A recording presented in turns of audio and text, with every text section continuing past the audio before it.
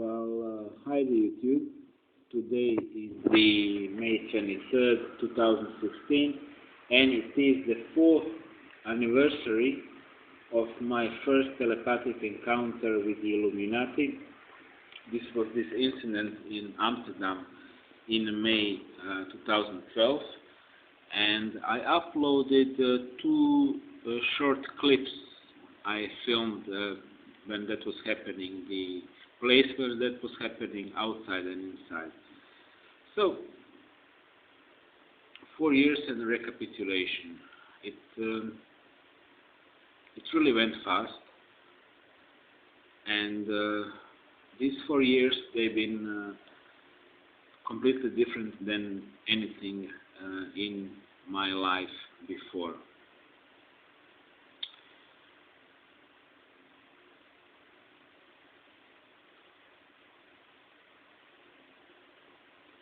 I don't know what else to say apart from the first year when that happened. Within that year, I only told that secret to only 2 people that time, because I was petrified of the idea that people might find me crazy. And then I slowly loosened up and start to open myself and talk about these things. So, speaking about devil, I'm gonna be speaking about mind, what I think mind is, and how that all works. So, soul gets born, simply put into the body, and then we have very, very limited consciousness. Consciousness is still developing. It's trying to grasp what's going on around it. We have sensors. We have sight. We have smell. We have touch. We have taste. We can hear. We have those 5. We have intuition, that's 6. And all these inputs are entering into the area which is called mind. And then that mind is interpreting what is going on around him. So he's simply scanning what input sensors are telling him, and then he's trying to organize things around him in accordance with what he as a mind can see and what he can understand, what he's been programmed for. Here comes a little problem in the equation, and this problem, figuratively, I draw something like this, which is like symbolically like a human biofield. This would be like a biofield. This inside, these 2 dots would be Lucifer's implant and another one from the dark matter. Dr. Colado Malanga is going into details. Those 2 cracks will be symbolically like traumas. You see, those etheric parasites and beings, they can feed on those traumas. And this is how they manipulate the mind. This is how they're reducing it. So the perception is simply the level of big picture of understanding of that mind. That means how consciousness itself, and consciousness is inherited a part of the soul identity.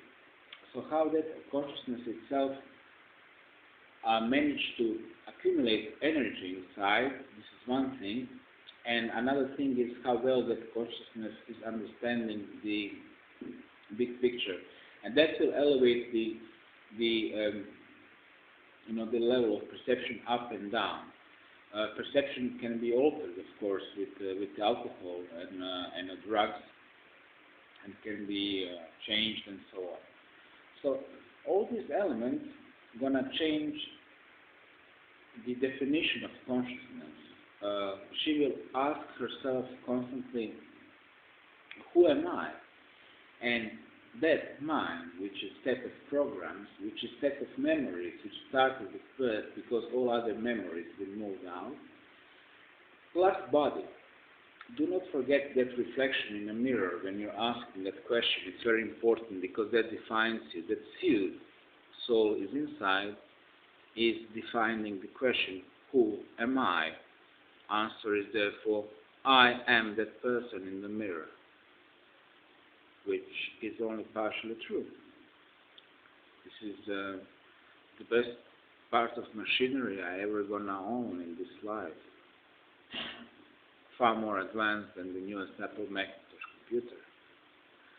So that's the body. It's not really me.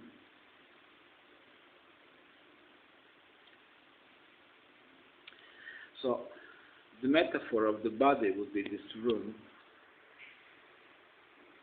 with this fancy mosquito net and everything inside. And metaphor of soul would be me. So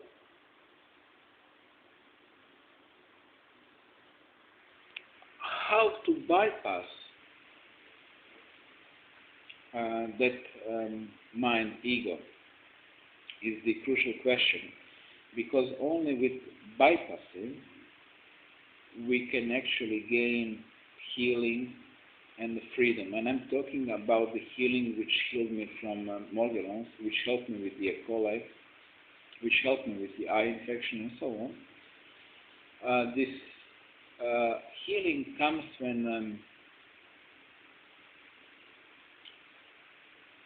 when your consciousness starts to deeply within contact the highest level of consciousness, what you might call a God. And then everything starts to change in its grid. In its grid, in the Biofield, is a grid you can call mind program.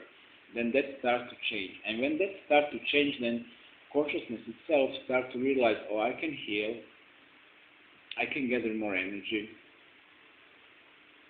I can even influence from a distance, I can do this and this and that. Because that veil of a lie, in the mind, which is defining me, the ego, starts to change. So you have to find in yourself, you have to find the way how to establish that contact with the inner self. This is one thing.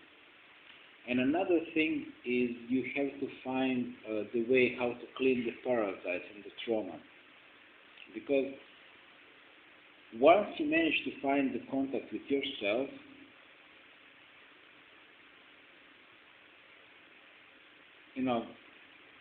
you're going to start feeling comfortable with yourself most of the time, and all the time when you're alone. It's like inner conflicts are gone. No more. So that's really beautiful feeling I was so looking for all my life. All my life I wanted to cancel this, I call it civil war inside of me, what I had as a teenager and so on, and then it happened. And the second thing is,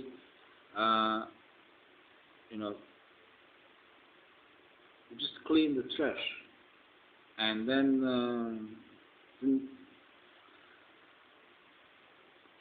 the process of changing your mind just gonna start, and then you're gonna start discovering more and more truth in this world around you.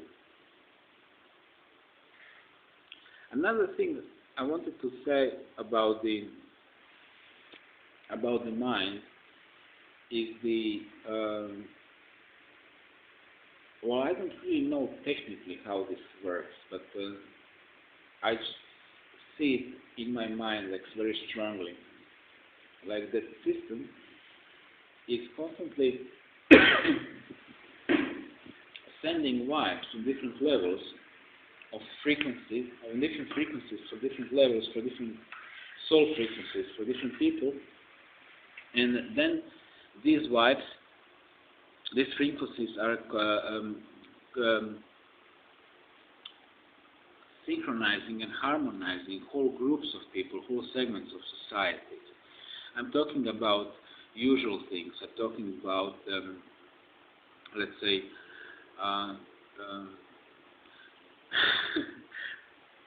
all subgroups, from rock and roll, different subgroups, to Muslims, to anarchists, to nationalists, to different spiritual subgroups. You all get influenced by this very constant multiple vibe, which is then grouping you according to your frequency. This is a process which is going on for years and forever. And a second thing, on ground level, then you get picked up by the Illuminati and the network. So how you resonate going to be conditioned, and it's going to be used to group you, because they are all about the prison management, and prison management is all about breaking inmates into small controllable groups and managing those groups. So this is one thing about a mind. When it really starts opening, you will start noticing, just noticing myriad of these small things, how people simply get grouped and moved. And another thing I want to speak last but not least about the mind is the most important medicine is to, and this is cliche and cheesy, but for me it's a little bit hard, is to open the heart. Because only when you open your heart, that means that you forgave yourself, and that you mean to forgive yourself means that you are simply not buying that enemy's propaganda anymore. So you don't hold any grudge for yourself or for others as much as you can. So that forgiving feeling, and it's just release, and then heart really can open, and you can feel love for the universe and for the planet and for yourself. And it makes you really stable, and it makes you really stronger, and not in a macho sense, but in a stable sense. And so I would say that the frequency of love is maybe the highest quality of human mind you can cultivate. And speaking about that is try to be conscious about when I was speaking about frequency, try to be conscious about you notice how a system is incredibly hard working into putting images of violence into our minds through anything, starting from movies, and then if that is not enough, then just open Russia Today and CNN, and you will see quite a bit of a real violence there. So it's constantly trying to traumatize us in order to stop that. So your way is opposite, and I think I need to say this. So how well can you see? So this is the normal human brain. You see there is quite a bit of the light activity going on, and this is the psychopathic pattern. This is psychopathic brain. You see how less brain activity is going on, okay? So notice this part here. This is the center. Here is the pineal gland. Here where it's dark in the psychopath's brain. And this is the frontal lobe, okay? This is where thinking is going on. And compassion is here. So this is normal guy, where is compassion and thinking, and this is your pineal gland. Now let's go to the side view. This is normal, this is front lobe, okay? This is where telepathy is, this is where compassion is, this is where thinking is, this is where pineal gland is, and this is psychopath. Compassion, highest cognitive forms of thinking, you see it, normal, psycho, pineal gland, normal. Okay, let's go more. Now check this out. This is pineal gland, it's here. This is what they call third eye, right? This is where your compassion is, but this is where telepathy is. They like to brag about it, how they have it, right? This is the pineal gland, pine comb in the Vatican. They really love to brag it about it. This is the side view, how it looks like. See? See how it looks like? Right. So this is the pineal gland. This is the seat of connection, of the higher connection. And I'm just going to finish with this. You notice the level of light in the brain of a normal guy, and you notice the level of darkness in the level of psychopath. Well, hello, you know, living zombies, corpses, how we call them, right? You know, psychopaths. They are dead. Okay? So, try to see the power of love as this light which is entering, which is in your brain and which is connecting the whole brain and whole consciousness and everything. And this is it. Light is, you know, love is the highest energy. So if you bother to not only open your heart, but if you really bother to visualize the high amount of light entering your body, entering your brain, pineal gland, whole body, every single cell of your body, every organ, visualize organs inside, study anatomy to see where the liver is, kidneys, how it look like, so it can help you out. And do healings like this with the love, okay? And understand this. When it's powered up, then you can do telepathy. But when there is nothing